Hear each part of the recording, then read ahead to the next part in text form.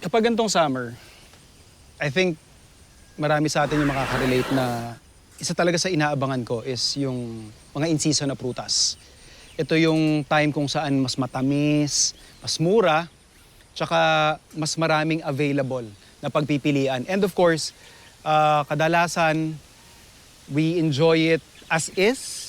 Yung iba naman ginagamit na pang-ulam or hinahalo sa ulam. And sa ibang mga restaurants na nakikita ko, lalong-lalo na sa mga Western restaurants, medyo fine dining, specifically catering to plant-based or vegan diners, isa sa mga nauuso is yung watermelon steak. So basically, it's very straightforward. Yung watermelon natin, ikakat natin into steak cut, sisir natin, and then we'll serve it with some farm vegetables. Ganon kasimple.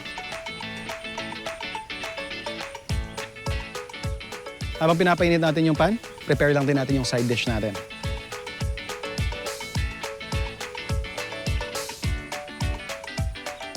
Oil. Yung ating watermelon steak.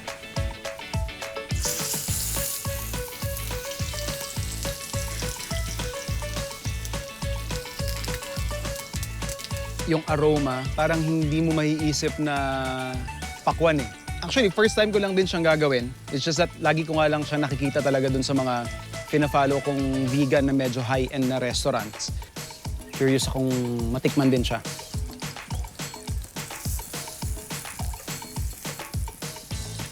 What I can imagine na nangyayari dito is, syempre, marami itong water content, tapos mataas din yung sugar content niya. So habang nagka-caramelize yung taas, naluluto yung loob. So I would imagine na yung burnt crust or yung charred crust na meron tayo dun sa taas ng watermelon would give us a different flavor profile aside dun sa nakasanayan nating pakwan lang.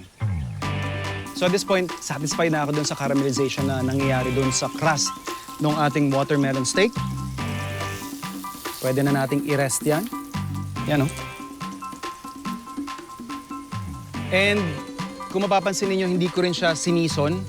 Ang dahilan ko doon is since nagkakaroon ng reaction ang salt sa ingredient, it tends to draw out the moisture.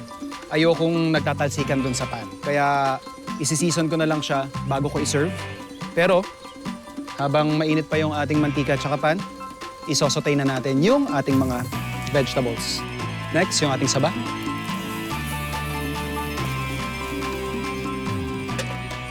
Then, yung ating sitaw. Season natin ng salt and pepper.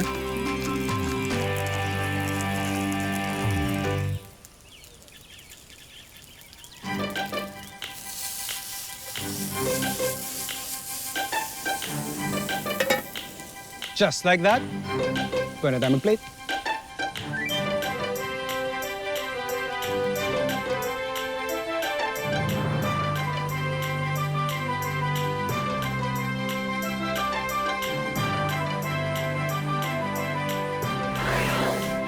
Moment of truth.